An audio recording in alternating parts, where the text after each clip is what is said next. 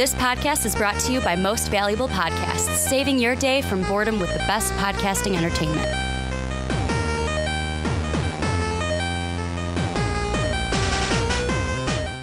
What's up, everybody? Ricky Widmer here, along with fellow man-child Johnny Karlic. Wubba-lubba-dub-dub. Does it feel nice to say that again? It does. Now that I'm not stealing my lines? Or should I be saying, winter is coming, everybody? You do better than I do. Winter is coming. The war is here. The war is here. And you know nothing, Ricky Widmer. And I can't wait. Game of Thrones, a week. We are now, as you guys are seeing this, under a week away from Game of Thrones episodes. And before we get into everything, I want to tell you guys, Johnny and I are going to be watching each episodes along with you, and we are going to be doing episode recaps after they are done. So make sure to check out the YouTube page the day after Game of Thrones episodes, and Johnny and I will be giving our thoughts to you guys after each and every week as we go through the final 2 seasons. But Johnny, we're going to be previewing season 7, and then also we're going to be talking today about Tony Stark and his future in the MCU. Yep. And then we're going to do a little fun topic of which superheroes need their own video games. Oh, because yeah. there are a few that I can think of that I would like to have see their own in game. video games, even though it may or may not happen. But let's get into Game of Thrones, because this is the big thing. The big topic coming into this week is we are, like I said, under a week away from episodes for season 7. And season 7, it's kind of feel like, oh, we're going to do a preview. Where do we start? Here's what I want to start with. Okay. I want to start with something that was said to Jon Snow. I want to say it was in season 6. And it was basically, it doesn't matter about the Iron Throne. It doesn't matter who's sitting in there, whose skeleton is sitting in that Iron Throne. Yep. That, to me, my biggest thing about this season, and maybe like this is going to be like, ooh, Ricky, it's such a hot take, but I feel like maybe as we get to the end of the season, into season 8, we are going to get ready for basically everyone to start realizing, because I think Jon Snow already realizes it, that it's like, you know what?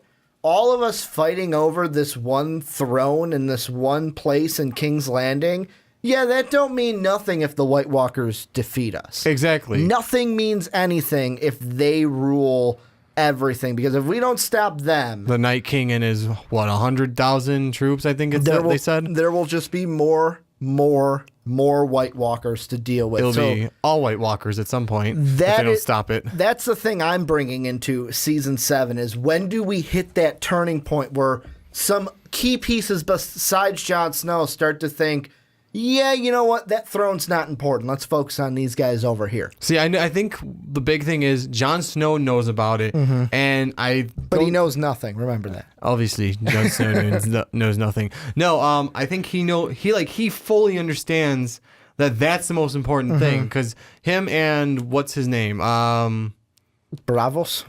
Yes, thank you. They're the ones that understand that, like, hey, this is the bigger war, not these 5 small groups going for the Iron Throne. That's the war. Yeah. This is just piddly shit that happens in the human world. Well, because you got the Lannisters, you got Daenerys, you've got, I'm going to throw the Greyjoys in there because of Euron. Yeah, it's somewhat in there. Because Euron is, I don't know what other people think about him. I think he's an ass. He seems like it. I don't think that he killed his own brother. I was about to say that. He killed his own brother. That kind of puts you in that range of being an ass. Brother of the Year award, Euron Greyjoy. But there are, like you said, there are so many different people fighting, and we've had so many different people fighting for that throne. Right now, the person who is sitting on that throne, technically as we are starting, is the person that's kind of had her grubby little hands on it in some way throughout the entire series of Game of Thrones. She had to have some, and she doesn't want to let it go. She had some sort of foothold in being on the throne in a sense. And Cersei is that one. She's gonna do whatever she can to keep it. She's using all the Lannister resources possible to keep it happening. Even though I think at one point they said they don't have a lot of money anymore. Am I right in the series? So she's just burning through those resources. And it's because they keep bringing up I can't remember if it was season 5 or season 6, but it was when we were getting closer to season 7 that they said, yeah, you know what? we are taking out so many loans from the Iron Bank Yeah. that we can't keep taking out loans from the Iron Bank. Like Yeah. we're so far in debt that we just can't keep putting everything on a loan. So this season for me, Cersei, I kind of have a feeling, well, mainly because of what she's kind of the attitude they're going for.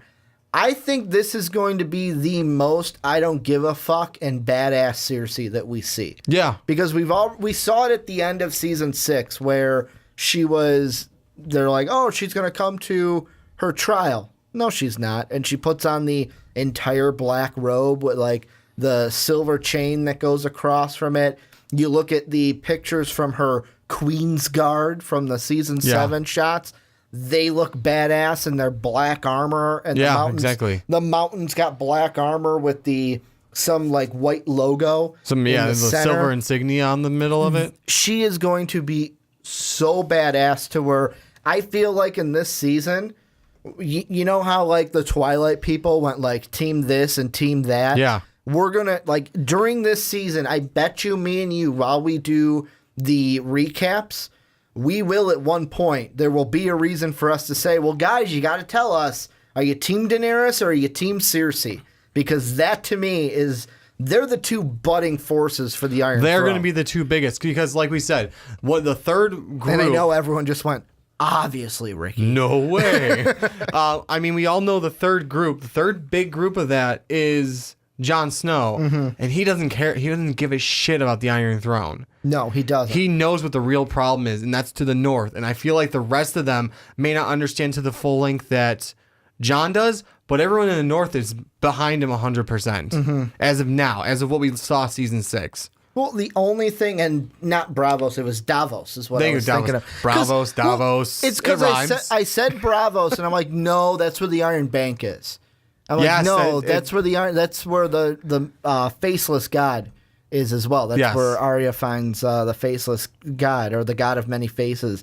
I knew I had that, and I had to correct myself. It was Davos, not Bravos. But I feel like everyone in the north is on Jon's side. Yeah. Except for Sansa. I feel like there's a little sliver. Sansa's the only one. And Littlefinger. But There's a little sliver. Well, with Littlefinger, I don't think he's against Jon. I just think Littlefinger, he likes to play the advantage. Well, and in his mind, he is thinking, who can I control? I can control Sansa before I can control Jon. So if I turn her on him, get her to backstab him, get her ahead of the Queen of the North, I can control her more easily than I can control Jon. Yeah, I just feel like Littlefinger's the type of guy who He just likes to control people. But he will get rid of who's in his way, too. And if Jon is in his way, if he sees Jon to be in his way, he'll find a way to get rid of him. He killed Ned. He had Ned killed, and he didn't do it himself. Yeah. But he arranged it to happen. He was in the little workings to get Ned killed. Exactly, which is why I'm saying. He kind of arranged for it to happen. So I feel like Littlefinger's probably, and that could be part of the turning Sansa against him. He's like, hey, the person that is closest to him, and I put that in quotes because we also know how Sansa feels about him in the first place. Yeah. The person that is closest to him would be the easiest one to stab him in the back, maybe even literally. Yeah. Literally. There we go. You think we'll get a Julius Caesar moment with Jon Snow? Maybe. But I don't think they're going to play it that way because I don't think so. I think Jon Snow. There are bigger things for Jon Snow. Oh, there are bigger things. Which is why we're not actually going to get it. But I feel like it was a possibility. And here's something that I want to bring up only because it popped into my head. Yes. Because Mark and I were actually talking about Game of Thrones last night after we recorded or Monday night after we recorded the Onside Kick. And he mentioned something. So the last time we saw Hodor, because I played the clip for him because I wanted to play the hold the door, hold the door, hold the door, Hodor, Hodor. And he mentioned that something that I never thought of. We never see a body for Hodor. We never see someone burn his body. Oh. Who were the last ones to eventually find Hodor and kill him? The White Walkers. Oh. So he brought up, and I am like, oh my God, if we see this, it's going to be amazing. Could you imagine seeing a Hodor White Walker? Because it had been said in past seasons that, like, when he goes just ape shit, when Bran used him, he can just kill everything in his sight. Could you imagine having that on the White Walker side? For them to, he'd be the tallest and the biggest White Walker. Bran used him just to fight some White Walkers before. And we saw what he can do, the power he has behind him. And that would be some devastating force. No one burned his body. That's what Mark said. Mark's like, we never saw anyone burn his body. That's a worry. So there's a like. I didn't even think about that. I forgot that they didn't do that with him. I don't know if they would, but it's out there, and that's what I just wanted to mention that hey, the White Walkers might have a secret weapon, but a Hodor advantage. Oh, Hodor, I like that. But hashtag Hodor advantage. But with Jon Snow, what we were talking about with him, and the reason why I said, well, he's got bigger plans is, to me, there are 4 people in play. Okay. That we could see. If we see anybody at the end of the series on the Iron Throne of who this season, I think it's all going to like, it's like Sophia Turner said in one of her interviews that she did for the promo stuff, Sansa, where she said, this season it's kind of like everything's getting narrower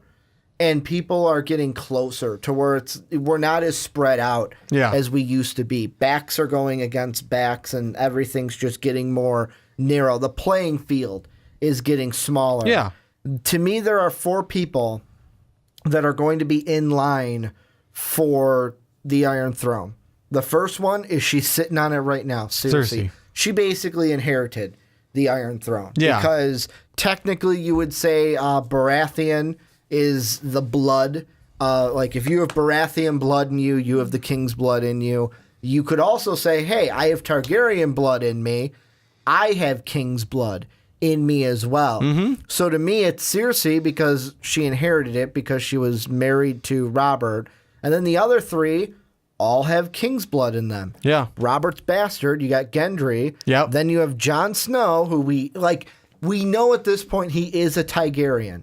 Or a Targaryen. He's got that king's blood in him. Yeah. And then number 3, Daenerys, who is a Targaryen, and she's got the king's blood in her as well. So to me, those are the 4 that I think this season, it's going to just flood out that it's like, okay, it's going to be these 4. One of these 4 is going to help the other person or be on the Iron Throne.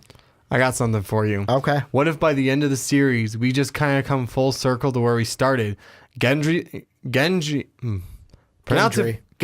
thank you, is on the Iron Throne, and Jon Snow gets put as in charge of the North again. Say that one more time. So just like the setup for Robert and Ned, but now the next generation gets it. Okay. Just saying. So you're saying Gendry's on the Iron Throne. Yes. You have Jon Snow is technically Ned Stark now. Yeah. And my big question is, I'm assuming Cersei is killed. I would think so. What do you do with Daenerys? Other big question is, what do you do with Daenerys? That's a good question. I have no idea. I'm just throwing that out there for you to think about. Because Mark brought up and I hate that I'm bringing Mark into this when he's not here to talk for himself. He just had a few good ideas that I think kind of lend themselves to the conversation of the Game of Thrones is. Now, he mentioned that in the either philosophy or the prophecy, however you want to see it, because he mentioned that the dragon for the Targaryens, it's a 3-headed dragon. Exactly. So he said that there has to be, he's like, technically you could look at it where Daenerys needs 2 suitors. She is herself, she's one head. To me, I'm thinking Jon Snow is another head, because he's got the king's blood and he's also a Targaryen. Who else could be that other head? Is it Gendry that would be the other head? Could work. To me, I was looking at other characters. We have the 2 over in the east that obviously liked her, but there was one that said, hey, you know what, I'm going to step back. And then the other one, he's had the relationship all the time with her where Daenerys is like, whoa, get off me, bro. It's cool. The grayscale guy. Yeah, it's like, exactly. whoa, get off me, bro. So to me, I was like, I don't really know. I'm like, it's got to be Gendry, right? Because he's got the king's blood. But Mark brought up, what's one thing? There's one other character that has something in common with Jon Snow. Do you remember what? This is a character that I don't think you'll think of. Something in common with Jon Snow. Something in common with Jon Snow. Arya Stark found him. You're not talking about Gendry. Not Gendry. I'm talking about the people that were... It has to do with Gendry, but the people who were selling Gendry. Remember when Arya was going through all of that in season 4? I want to say the exact character I am looking at is Bedrick Dorarian. I hope I said that name right. Basically, he's the one that in the cave, a red priest had brought him back a few times. Oh, okay, from the dead. And basically, I think it was either the Hound or Arya asked, well, what's wrong with him? And they told him, well, they've brought him back.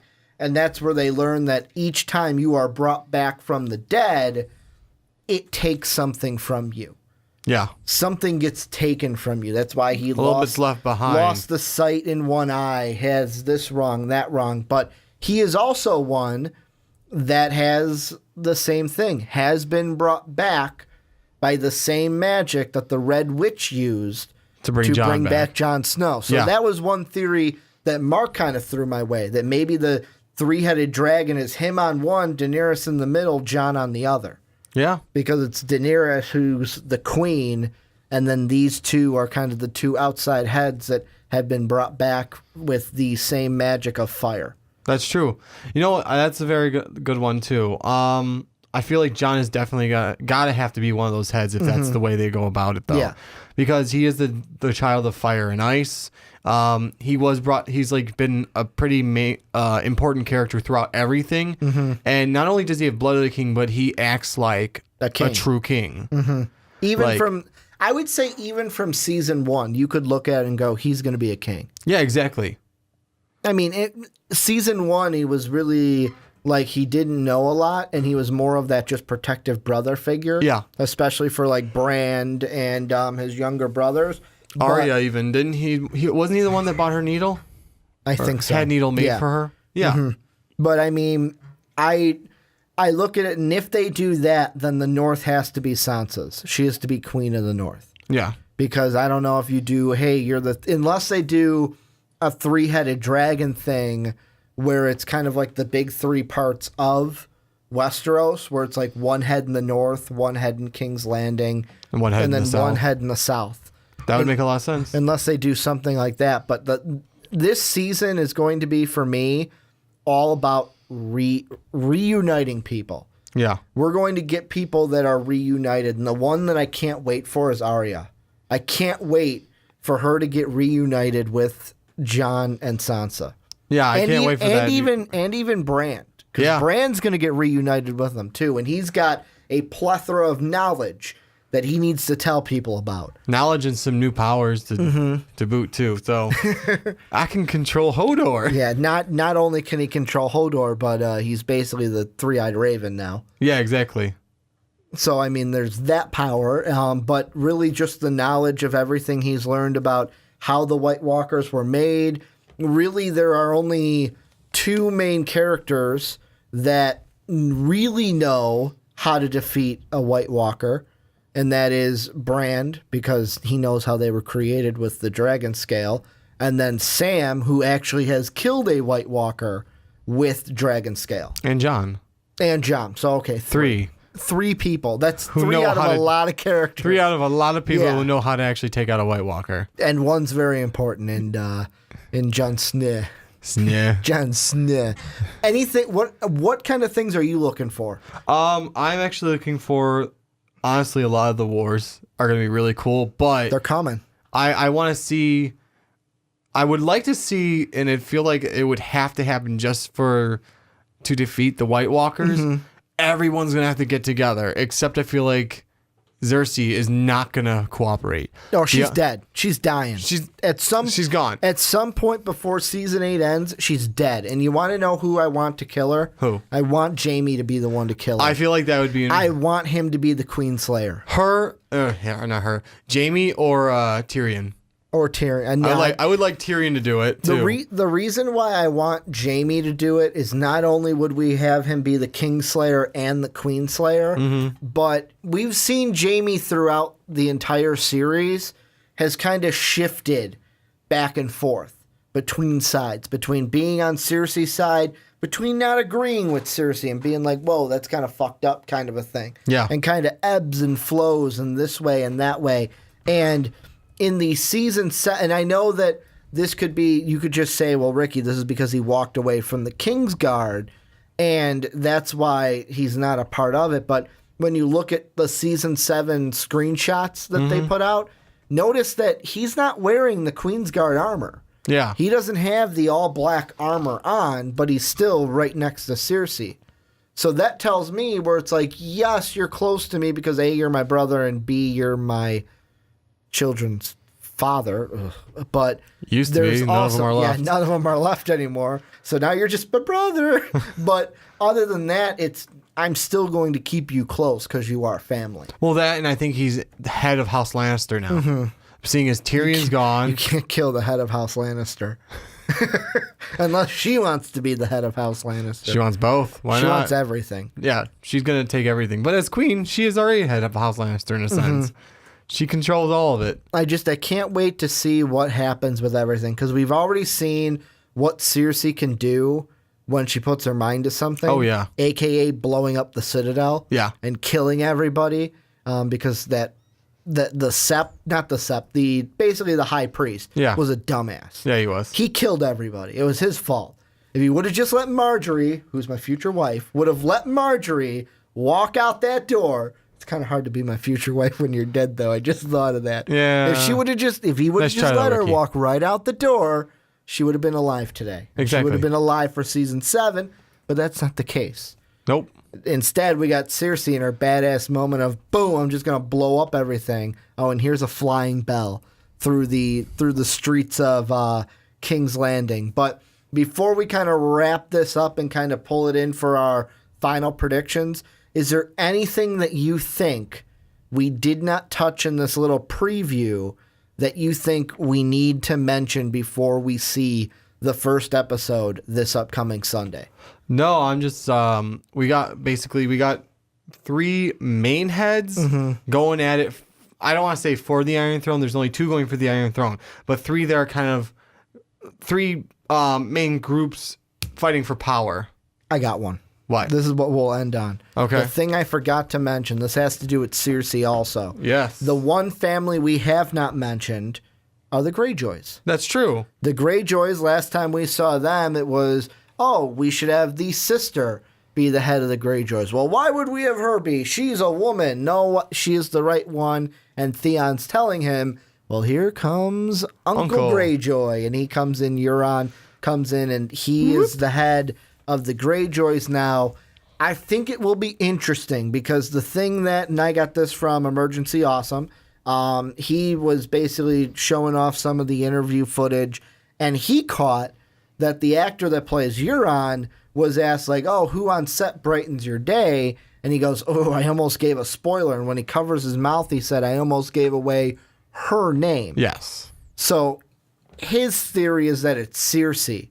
Let's say it is Cersei. Okay. How are her and Euron, how are the Lannisters and the Greyjoys going to fit together? Because really, they have a partnership that could benefit one another.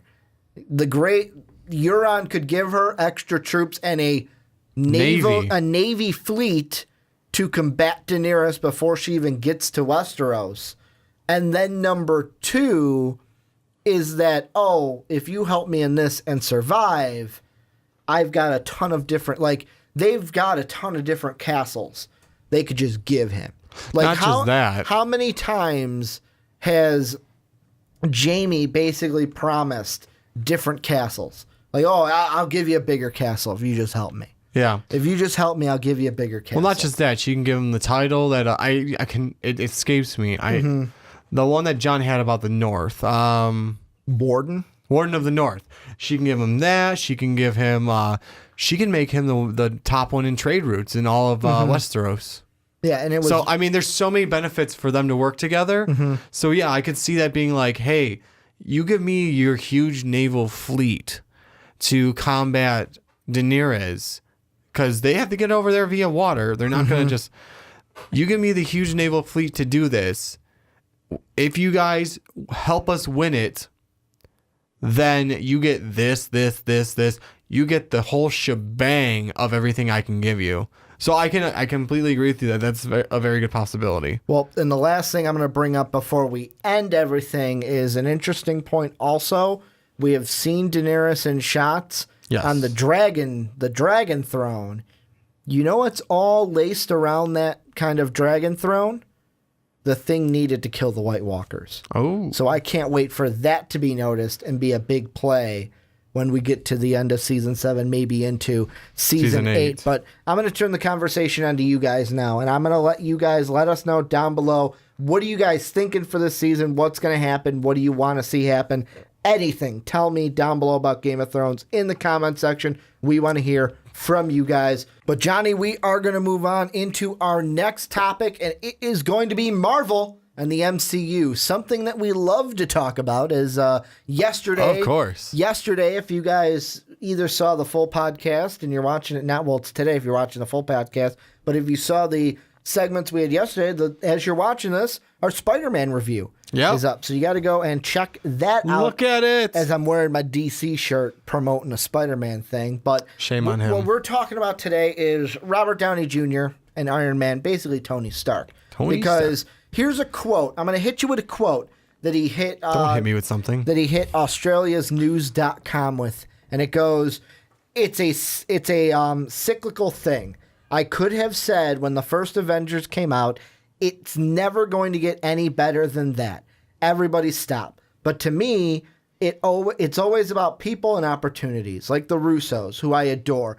Everyone says to me, it's like a glove that fits so well. I have to start over every time, but I'm still starting over with a pretty solid base.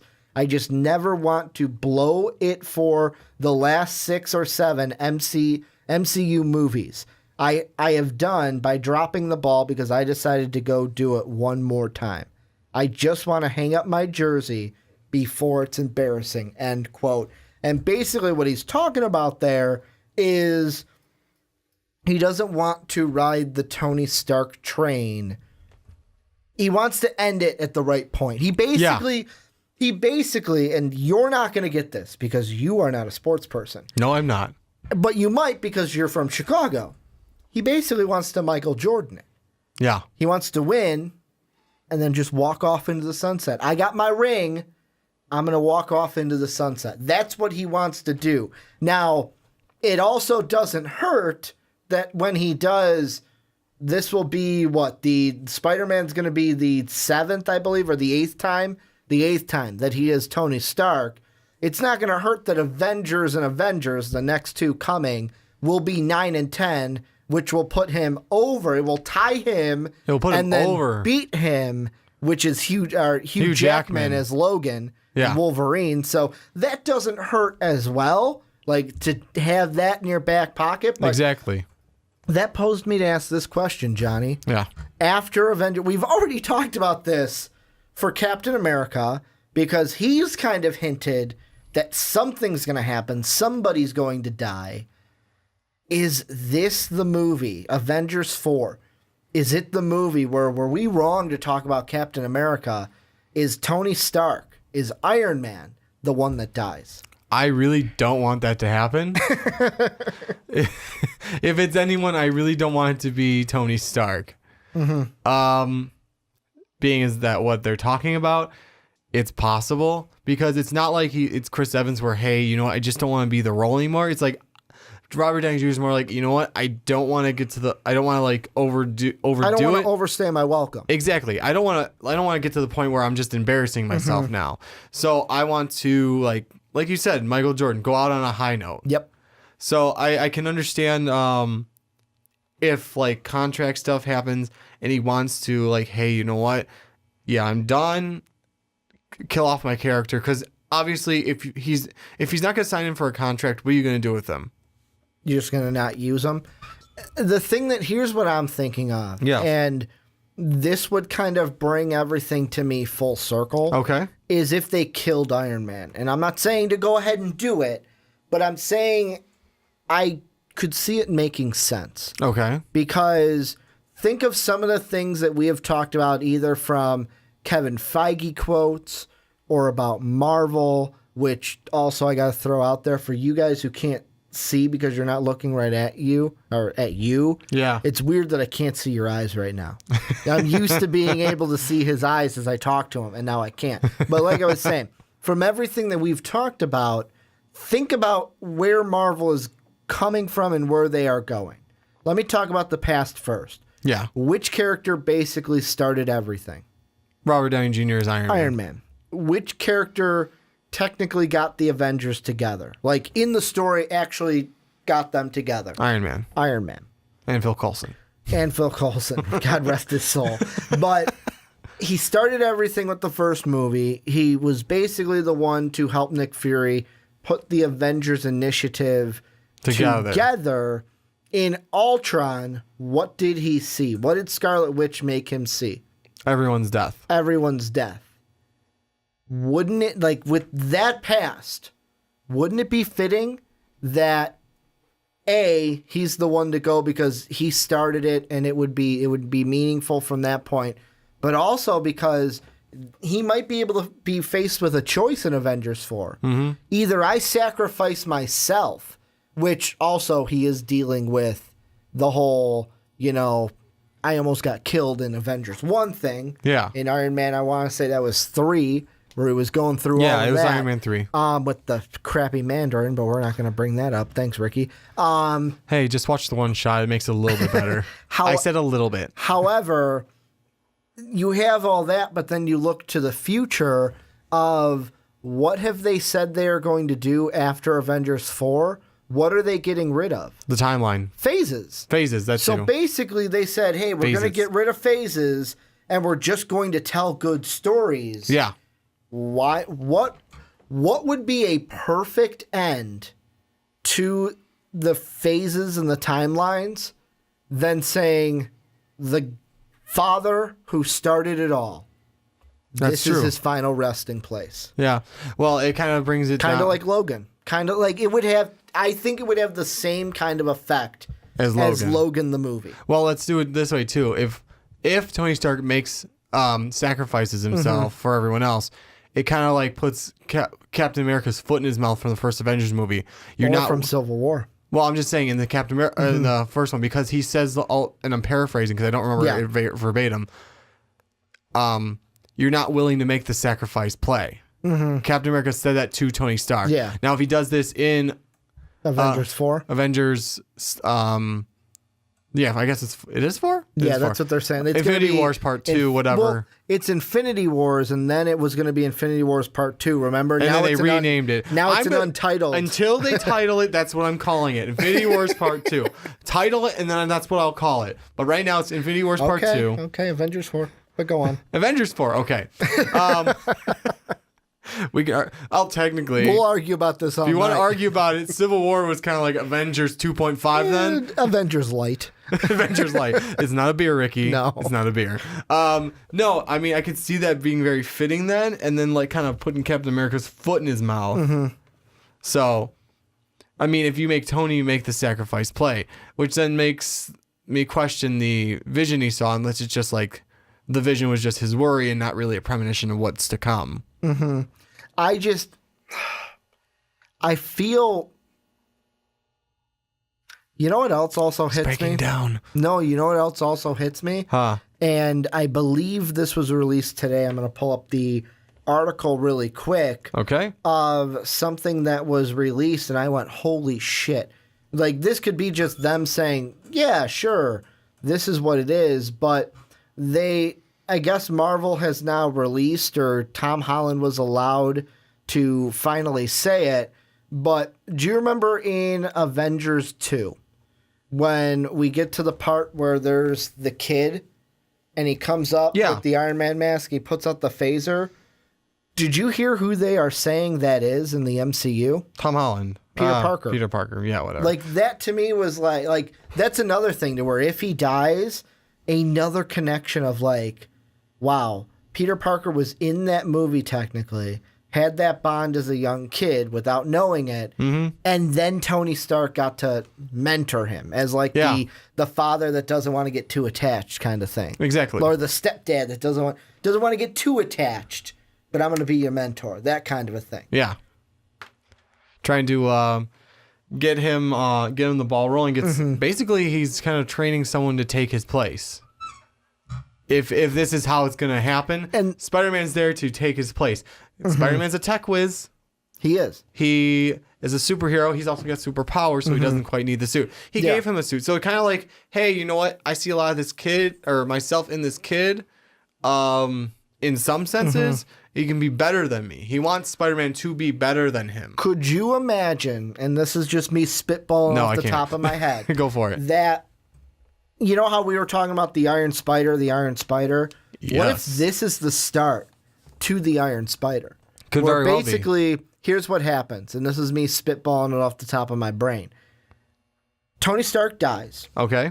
Tom Holland, Peter Parker, devastated. Close connection, absolutely devastated. After he starts to get over it, because this would be the second father figure that Spider-Man has lost, because Uncle Ben also. Yeah. But what if then he, being a tech whiz, takes the suit, and I know it's different from the comic, but screw it. They'd probably make it and it'd be amazing. What if Peter Parker, in honor of Iron Man, turns the suit into what we know the Iron Spider to be? And basically the Iron Man part of the Avengers becomes Spider-Man in the Iron Spider suit that we know with the mechanical arms. I'm going to put one little play on yours. Okay. And it's because it's got that Disney sentimentality that you got to remember they always play on. After Tony's death, after things are starting to get settled in the last down slope of the movie, he had it set up already. He made the suit for him. And in case of death type thing, or he was going to give it to him anyways, it's like, hey, this is one final thing from Tony. I got you one best. I got you one better. Okay. I got you one better. Yes, sir. What? Because they have also come out and said that Spider-Man 2 is the storyline is going to take place minutes after Avengers 4. Here's what happens, and this is me spitballing again. What if the after credit scene or the last scene we see is Tony Stark and like some note or whatever that he has another suit for him and to go to X location to find it, cut. And then the beginning of Spider-Man 2 is him finding the suit minutes after. Or I'm going to play a little bit on yours. It doesn't say what is for him.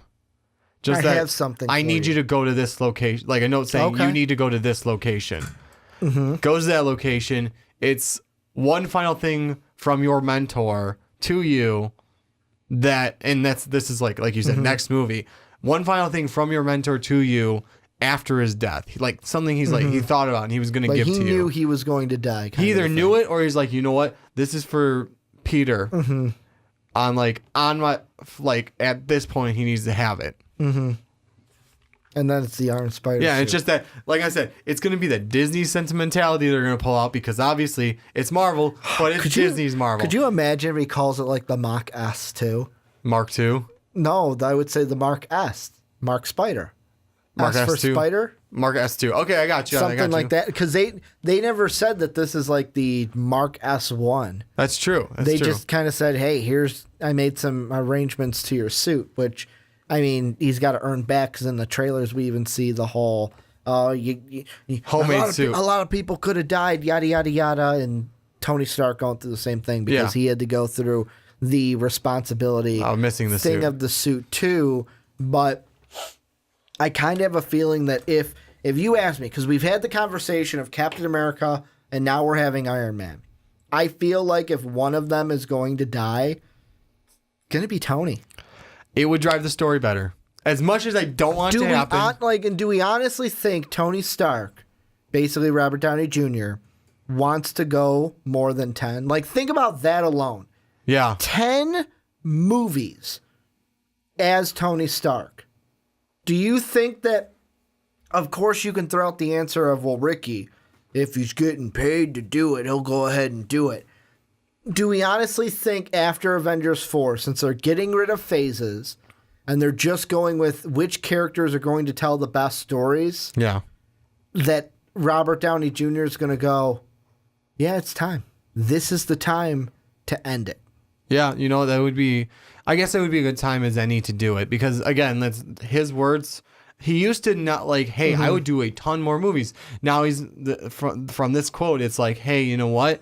As much as I like doing this, I don't want to embarrass myself. I don't want to mess up because obviously these are like things that you have other resources to go back on and like nitpick. So I can see where he doesn't want to mess up because, I mean, he's doing a good job. Right now, it reminds me of, and you're not going to get this analogy, but I'm going to say it anyways. It reminds me of a pitcher throwing a perfect game. Because right now, Robert Downey Jr., every time he plays Iron Man, because you think about it, when you're a pitcher and you've got a perfect game, that first inning, you might go 1, 2, 3 and get him out, and people might go, well, it's the first inning. We'll get to him. Like the first movie. Like, oh, that was good, but let's see some more. But now that we're 8 innings deep into this game called the MCU, we're looking at it going, holy crap, man. There hasn't been one time where I've said, man, that Iron Man role was a stinker. And it kind of, to me, maybe feels like the same pressure. Because when you're on the mound, you're like, oh, man, don't want to give up this out. Like, there are even, like, the superstitions of, like, you'll see the pitcher just sitting all the way on the end of the bench with no one around him. And it's like, don't even talk to him. Don't talk to him. He's got to, like, he's in the zone. He's throwing a no-hitter. He's throwing a perfect game. That's what we're witnessing right now from Tony Stark. And we kind of saw, like, I feel like Hugh Jackman's was tarnished in a way because of how we felt about some of the X-Men movies, mainly how they did the Dark Phoenix saga. Yeah. Like, the MCU hasn't done that to Iron Man. No. Every single movie we have walked out. Like, there have been ones that are like, wow, like, that wasn't the best Marvel movie. The fact that we have to say that wasn't the best Marvel movie and that, wow, that it wasn't like Batman v Superman. Wow, that was a bunch of garbage. Why did I waste my money on that? Oh, my cousin wanted to see it again and Ricky went just to make fun of it. Yeah, I threw my money at that twice.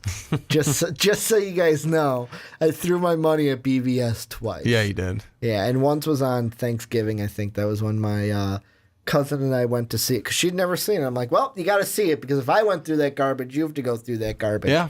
So that's why we went to that. But I kind of feel like this is the fitting end because after 10 movies, do you think Robert Downey Jr., with the pressure he's probably putting on himself a little bit, do you think he wants to say, fuck it, I'll do more? No.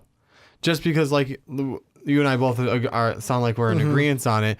No, he doesn't want to because, like I said, he doesn't want to embarrass himself. He doesn't want to, like, overdo it, like we said in so many different ways. You don't want to overstay your welcome. You want to go out on a high note. And you don't want to, like, oh, I did movie 11 and I completely botched the character on this one. I gotta leave now. No, you want to do it like, hey, and in a way that like kind of drives the story too. This would kind of drive the story to where it's ending and where our next stories are going to pick off. Well, and the last thing I want to end this on before we move on into the last topic is kind of a question for you because you are the Marvel guy. Let's say they kill off Iron Man. Okay. They kill off Robert Downey Jr. Do you leave Iron Man basically like the persona of Iron Man? Because I know that we have other people that have taken up the mantle of Iron Man. Do we see it to where they just, you know what? I know we have movies planned out from here to here. We're just going to leave Iron Man alone. Or do they, after a year or two, bring in a new persona for Iron Man? Not Tony Stark, but Iron Man. As a movie person, I would say no. You have so many other things you can work with.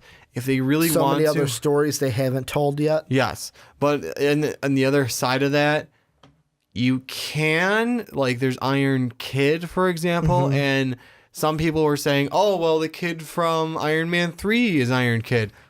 Maybe. Maybe. But you know what? I would say we have other stories we can tell. You were talking about the kid that he crash landed in his garage. Well, that kid. He drug the suit into there. Yeah. Yeah, I would say maybe leave it alone would be the better option, because how are you going to do what Robert Downey Jr. did in 10 movies? How are you going to really, like, I know there's going to be the people out there, like, are going to get super offended. That want Iron Man back on the screen. Well, they're going to want, if you're going to do Iron anything, you have to have Iron Man back on the screen.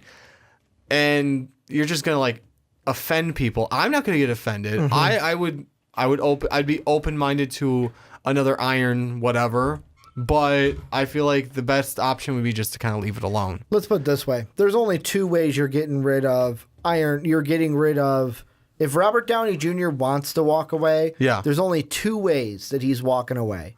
The first one is the easy one. You kill off the character. Yes. The second one is, and this is never going to happen. I know, like 5 years ago, when basically around the time Christopher Nolan's Batmans were coming out, like Mark and I would have conversations, and Mark would say, well, sooner or later the superhero genre is going to die.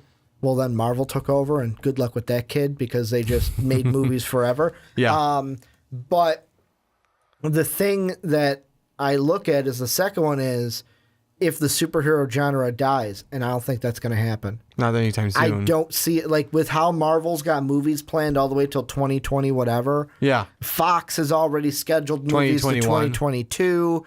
You have DC coming out with this advanced schedule of movies for their own universe. I don't see that second one happening. So the only way Robert Downey Jr. can walk away from Iron Man is if he says, kill me. Yeah. Kill me in some way that I can walk away. That's the only way you're walking away from Iron Man. If not, good luck playing him for the rest of your life, because that's what probably is going to happen if you don't kill him. If you want to stop him as playing Iron Man, you have to kill him off. You have, like, that is, it was kind of like Logan. The only way you were going to end Logan is if you basically killed him. Yeah. If you got rid of Wolverine. And that's the only way, because there's no bringing Wolverine back, especially right now, without Hugh Jackman being Wolverine. That's the same thing for Iron Man for Tony Stark. Well, let's put it this way. I'm going to say there's only two ways to bring Wolverine back right now. No, actually, I only see one way, or two. I'll put it two ways. You wait quite a few years and then start recasting when you redo the stuff. Two, you give him to a different universe, i.e. Disney, Marvel, maybe. Can you tell Johnny really wants him to be in a Marvel movie? I think you do. Just throwing it out there, you know. Just throwing it out there. I feel like if it's a separate universe, it's fine. But if he goes to Disney Marvel, I want to see him in the yellow suit. The blue? The yellow-blue suit, not the yellow-brown suit. I'm okay with the yellow-brown. It's the original. Yellow-blue. It's the original. But I like the yellow-blue. I know you like the yellow-blue. The yellow-blue is like... Yellow-brown's original, but... The yellow-blue is like warm apple pie, man. Never gets old. Never gets old. Actually, with like in a week, you gotta throw it out. Yeah, but I eat it before it gets to a week. Touche. I eat it before it gets to a day. That's true. That's a fat joke for you. Have fun with that one. But before we move on into our next topic, you guys let us know down below in the comment section. What do you guys think? Is Tony Stark gonna die at the end of Avengers 4? Do you want to see Tony Stark die at the end of Avengers 4? I don't want to. And what do you think is going to happen with the Marvel timeline up into Avengers 4, and how is everything going to play out? Let us know down below in the comment section. But Johnny, we are going to move on into the end of the podcast, and this is kind of a little fun topic. And the reason why I didn't come up with this, I took an idea from somebody else. And in the Kind of Funny Games daily show that they do every morning, they had talked about basically which Marvel games would they want to see paired with indie developers, kind of like how we're getting Spider-Man with Insomniac Games. Yeah. And Avengers with Square Enix. They just, and basically like Guardians of the Galaxy with Telltale. And they kind of talked about what games, what indie creators they would want to see with some of the Marvel characters. I said, let's go just one fuller and make it a broader conversation. What superheroes do not have games that you would like to see a good game for? A la the Arkham Batman series, a la like what looks like we're going to be with Spider-Man. I'll let you go first. I was actually going to throw it on you because I want. You want to see what I'm going with? Yeah, I want yours first. I always go first. Your turn. You know what? Like, and I don't know how you would do this. Okay. There's two things that I was thinking about in my head. Okay. And they're very just elementary ideas. Okay. I have a hero that I would like to see in a video game. Okay. And I have a old video game that I would like to see that style put into a superhero game. Okay.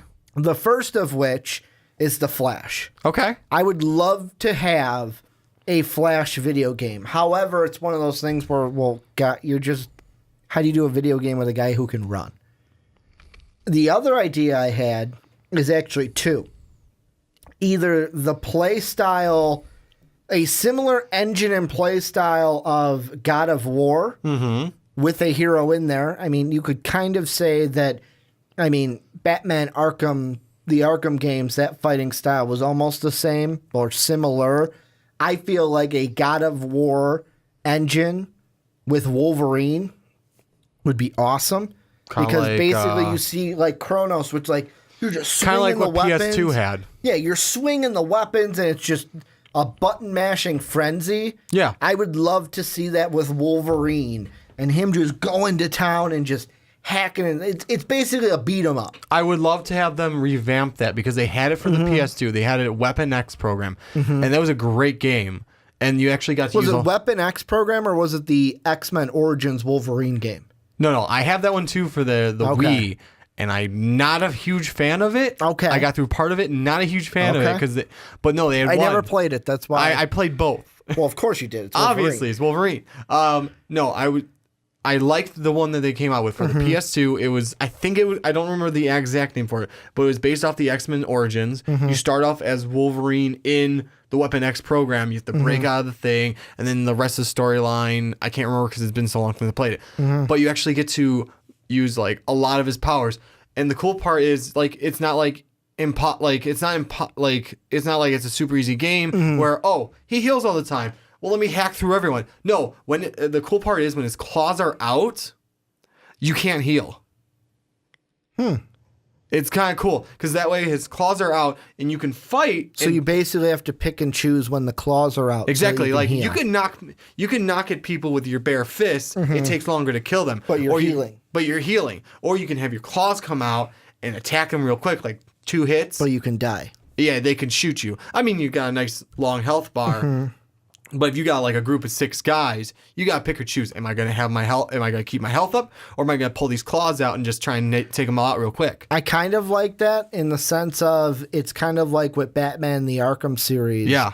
Where there were times where, and this was with the Predator system that they put in, where it's basically, I got to pick and choose. Am I going to kind of wrap around these pillars that are out there, drop down and do a sneak attack, or it's like, okay, this guy's alone away from all his buddies.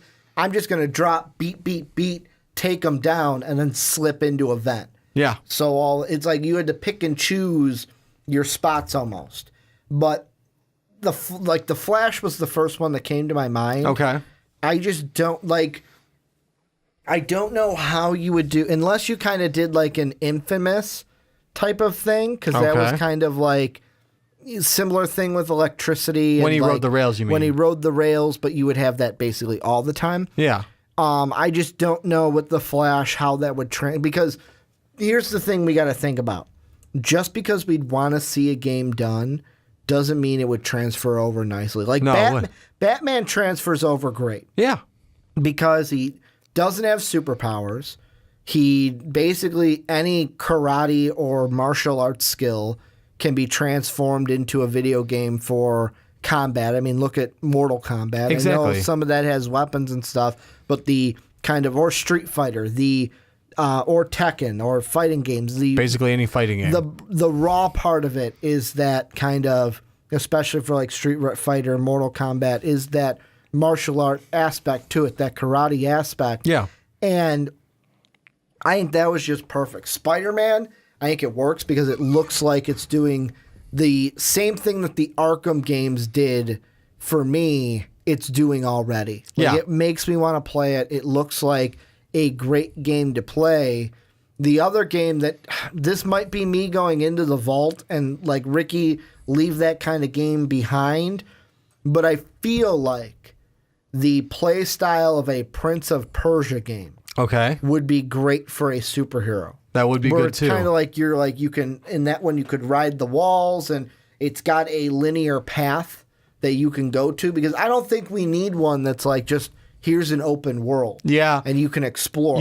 That would be cool for some heroes. They wouldn't work well for all of them. Mm-hmm. But here's one of the first ones I'm going to throw out to you. I got one that I'm going to save for the end of everything. Okay. That's the one you want to blow my mind with. I'm going to hope it does. Okay. We'll see. The one I want to say right now is take kind of the Kratos thing, the God of War one, kind of half splice it with Medal of Honor, Captain America. Okay. That'd be pretty cool. Come on. Kind of like the first Avengers storyline. Yeah, that, or have that and then the DLC of when after you freeze. I get it. I didn't think about that. That'd be pretty cool, wouldn't it? I think it would be. Pull your first person, pull up the shield and have the gun behind it. So you actually have to use kind of like the full remote like you would in Medal of Honor. No, I kind of like that idea. Right? That made me think of it, kind of popped this in. I don't care if this is DC or Marvel. Okay. But I would not mind a game that is kind of, did you ever play Borderlands?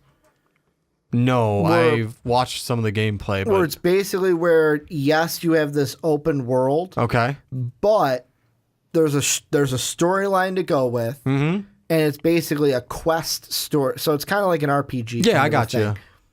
And in that, you can pick between 4 characters. Okay. And then within that 4 characters, you get one power and then 3 different trees.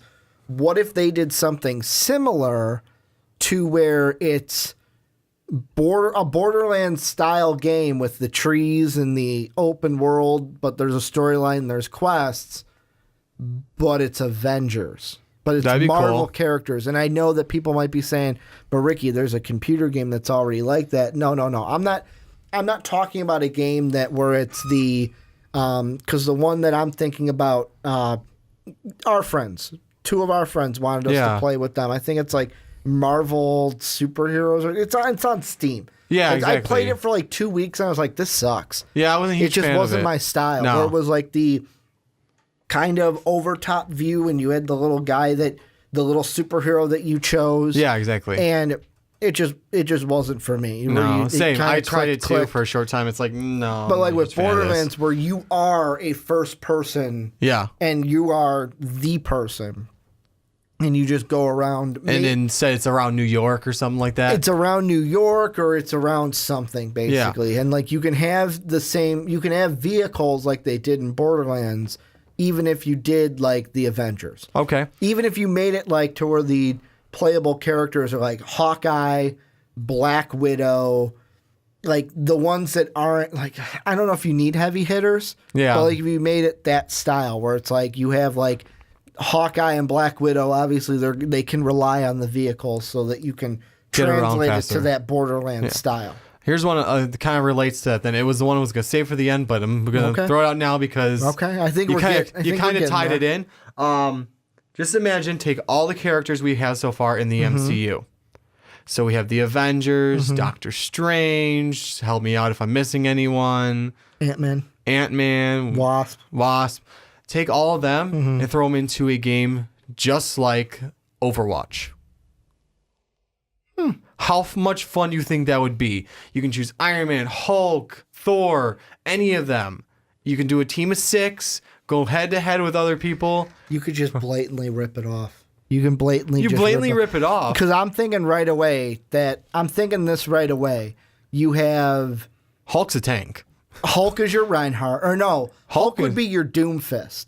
Yeah. I know Doomfist hasn't come out yet, but basically There's talk. Hulk is going to be your Doomfist, which there's even more talk about that. They came out with an image. Did you hear about that? I heard about it. I didn't get to read the article yet. They basically came out with the Times of New Bonnie. Okay. That Reaper broke him out of prison. Ooh. Basically, it's a kind of like back in the past where, so you remember how the train station in New Bonnie, and I'm sorry we're going on an Overwatch thing, but Johnny needs to know about this. Yeah, I do. How the train station got all smashed up. Yeah, I remember that. And they took his gauntlet. Yeah. Well, we found out now that it was Doomfist and that Reaper broke him out. Okay. So it was a whole news article about how he was broken out of prison. So we're probably going to get him sooner rather than later. But Hulk can be your Doomfist-like character or your Reinhardt-like character. Yeah, exactly. Iron Man's your Pharaoh-like character. Exactly. Just shoot up and doof, doof, doof, doof. Instead of rockets, it's just the Blaster? plasma blast. I'm trying to think. Tracer, Quicksilver. That's the only one. That's the only one that Scarlet Witch would be around. Scarlet Witch could be kind of like a what's her name? Mercy. Well, would Scarlet Witch heal? Well, she can heal. She can heal. Okay. Same with Doctor Strange. He can be kind of like Zenyatta. Soldier 76 would obviously be your Captain America character. I'm trying to think of any other ones that blatantly or like just match over. I'm trying to think. Widowmaker maybe could be Black Widow. Yeah. I mean, Black Widow's not a... Hanzo is Hawkeye. Hanzo is Hawkeye, you're right. Who would be the ninja of the Avengers? Damn. No, I don't have one yet. Because it would be Genji. Unless you're thinking, well, Doctor Strange would kind of be like... Maybe Zenyatta? I already said that, yeah. Did you? I didn't hear that. I said Doctor Strange would be Zenyatta. I didn't hear that. I did not hear that. Well, you'll find out when you watch it later again, Ricky. I will. While I'm editing this, and I'll be like, but yeah, that would be something that I'd be into. I would totally be into. It would be great. I think it would be awesome. Especially if they were like maps that were like, that would make me nerd out, like the Avenger nerd out. Yeah. I would love it if it was even like a DC, if it was like I know this would never happen, but what if they did like an Overwatch style game and it was Marvel DC together? That'd be cool. Half the heroes are Marvel, half of them are DC. That'd be even better. And you can kind of pick and choose between them. Yeah. Kind of like how they already have, you can pick, technically some of them are Talon and are evil, but you play on the same team as them anyways. Exactly. I feel like the guy that, and this is who I wanted to end it with, and I'm glad we waited. The guy who I want to see get a video game the most, but I don't feel like we won't in the near future, is Wolverine. Yeah. Because the thing that I wanted to bring up to you is I want to say it was Tim Geddes on Kind of Funny Games mentioned it, and I wanted to pitch this to you because you are the Wolverine guy. I believe he said that he believes that for a Wolverine game, you will not be able to do it in the same style, like that same 3D like third person view like you did in Arkham City, like an Arkham Asylum, like an Arkham Knight kind of game. No. Where something about Wolverine will not work with that kind of a setting, it being a third person game. You just can't do it. No, you have to do it like just like you said earlier, the God of War type of style, where you are still third person, but it's not as third person-y. Yeah, you're a little bit. You feel like you're more closer to the action. You're behind him, but you're like right behind him in a sense, where like you can see like basically the general square around him. It would be cooler as a first person too, in some senses, but. Yeah, I think the best way to do that kind for Wolverine is kind of a God of War style, just because of his powers, the way it works, like just how all his powers work and how he works.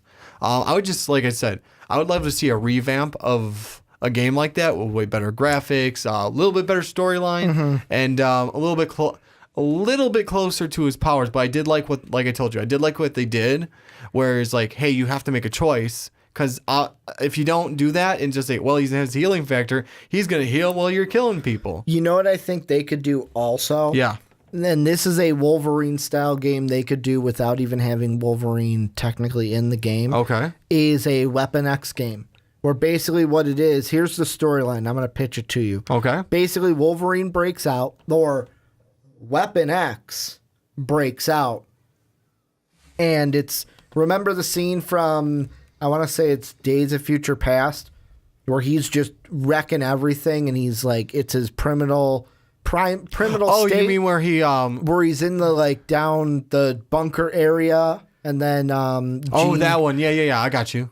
where it's that kind of a setting, but you are playing as one of the guards, and it's kind of Call of Duty style. Okay. It's Call of Duty style with how you'd play, because you'd have a gun, and it would be like first-person shooter kind of game, but it's a storyline where you are going through the Weapon X facility, and as you are, because I don't know the exact story, like plot points here, and here, but it's basically you at the beginning of the game, it broke out, da da da da, and you gotta run and Sirens going off. You're learning things as the game progresses, and you learn more and more secrets about the Weapon X program, about this, about that, and you eventually go all the way through the game, where it could kind of be like a Last of Us kind of situation, where the last boss, it isn't like here's the boss battle where you fight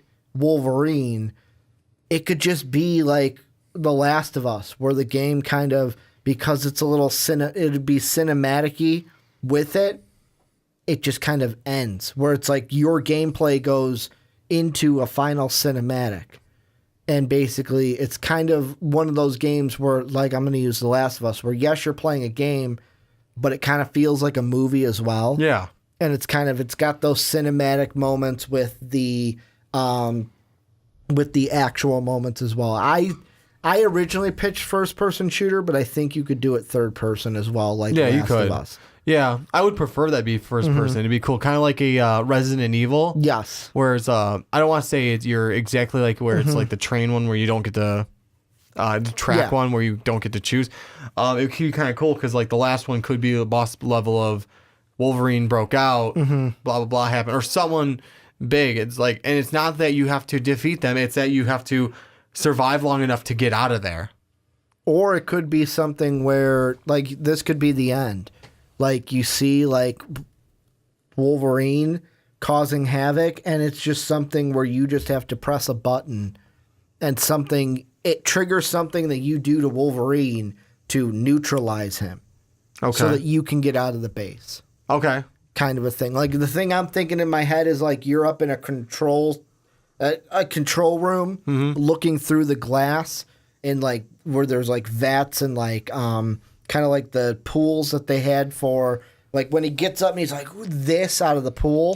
From that movie, that's certain. Yeah. Where basically something happens where you drop him in one of those pools to where it neutralizes him so that you can then escape, and that's how the game would end. To me, basically, and you'd have all this knowledge of the Weapon X program, and it'd kind of be like a backstory to the Weapon X while trying to escape from Wolverine, who is wreaking havoc. But you really, like, I think the coolest thing about that would be if you never actually saw Wolverine. That'd be cool. Never actually saw the embodiment of Wolverine. It was kind of just like a shadow and like a phantom throughout the entire game. Let me just throw this one out to you. Okay, and it works well with what you're saying. So what we're going to do is Wolverine, you don't get to see him. You may see a silhouette. You see, first person, I'm going to leave it as first person shooter. You're a guard, you got the gun, alarms go off, you hear screaming and yelling. Maybe you see like a body fly across like you're looking down a hallway and and like L's off to the left, and you see a body fly across, you just see the silhouette of Wolverine. You have to hightail it out of there, you have to make it to a certain point. Kind of like a Five Nights at Freddy's situation where you gotta run and hide in the closet. I wasn't going to say you gotta run and hide though. You gotta run and get the hell out of there. And every so often, like... You could turn it... Yeah, exactly. You have to turn... Kind of like... And you're shooting as you're, like, running away. Yeah, exactly. That could be the opening scene. And you get away where, like, a door slams, and it's like, shit, how am I going to get out of here? Kind of a thing. Well, and then you're adventuring through this building, learning more about the Weapon X. Like, the whole point of the story is the Weapon X program, where you are just a lowly guard. Yeah, I would keep that for the end because like you're learning more and more about the Weapon X program. You learn about it throughout the game. But that's what I'm saying. You play, and that's the last scene. Is like that's the last thing you have to do before the whole thing ends. You've learned all this about the Weapon X program. Then finally, the Weapon X program breaks out. You don't get to see Wolverine, but the last thing you have to do is escape from him or basically just not die. See, I would flip it. I would say that opens the game only because it kind of has then that horror game aspect to it, to where you're walking through this place and you don't exactly know what's behind every corner. You don't know if you're going to turn a corner and boom, something's going to happen where Wolverine is there. That's why I would say leave it for the end. Because if you go along the storyline, if you want to stick with the storyline, you would be learning about the Weapon X program as it's happening. Exactly. And then that's the last scene is he breaks out and you have to not die. This is the little detail you and I are going to disagree on. Yeah, probably. And the reason why I do it in reverse is because as the player playing the video game, I feel like it would get me more suspenseful and get me more on the edge of my seat, to where if he was already loose and I'm learning everything, maybe it's the horror game, like the horror games that I've watched, it's that part in me, but it gives you that certain thrill, that certain like, it could be around any corner and you don't know. If he's locked up, it's like, well, I'm just meandering through this game, la-di-da-di-da. If he's already out, and that's the first thing, it kind of jolts your adrenaline right away as playing it, you're kind of then, that adrenaline doesn't go away the entire game, and you're like, you're all antsy because you're waiting for it. If you throw that out in the beginning, and you're like, that's not a long game. If you because you want I'm going along storyline. It's just like you would learn about the Weapon X program. Well, it would take you through the entire complex. Like you got to find a way out. And you would just go through the complex. Yeah, you can make it as long as you want. You can make certain things where it's like he falls down here and he's got to find another way out. And as the game is going, you are learning and you're finding things out about the Weapon X project that you never knew before. Yeah, I think it'd be a great game. It would be a great game. I think you and I are going to. And if anyone else, on the details, if someone takes it, don't take it. That's my idea. My idea. If I find out you took it, I'm going to get copyright for it, and I'm going to get royalties for it. We do have it on record, so. I did just have it on record. That's my idea. But any last thoughts before I close up this podcast for us? That's all I got. Well, thank you guys for either watching on YouTube or listening on Blog Talk Radio, iTunes, or Stitcher. This is a long one. We went like, I want to say 20 plus minutes. Yeah. For maybe even 25 plus minutes for each segment this week. So you guys got a doozy of a podcast this week. I want to thank you guys for checking out the Rick and Johnny podcast. If you guys want to see more, make sure you hit that subscribe button and follow us on Twitter. I'm at Ricky Widmer. You are at War Machine 9085. Most Valuable Podcast is at Most Valuable Pod. I'm going to thank you guys one last time for listening because I like you so much. And as always, have a good day, everybody.